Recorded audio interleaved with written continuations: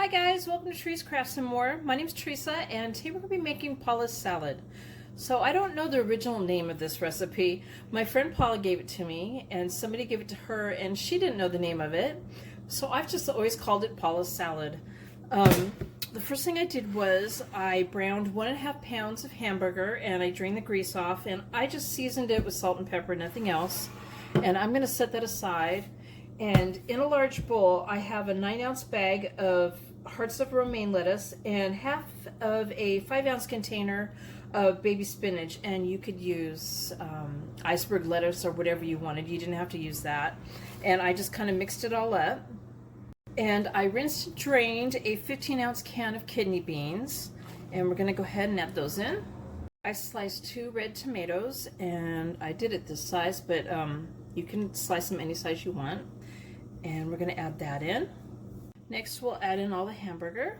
So I have a 15-ounce bottle of French dressing and I'm adding this in a half a cup at a time, and I'm going to toss it around until it's coated to my liking. Now you can use other dressings besides French dressing if you don't like that. This is the one I've always used, the one that my friend used, but perhaps you don't like French dressing. Maybe Russian or ranch. Ranch would work good, I think, with this. So I ended up using 1 1/4 cups of the dressing, almost the whole bottle. And now I'm going to add in some sharp cheddar cheese that has been shredded. Oh, that piece is a little big there. And I'm just kind of grabbing handfuls. So that's about 2 cups right there. And I'm going to toss this in now.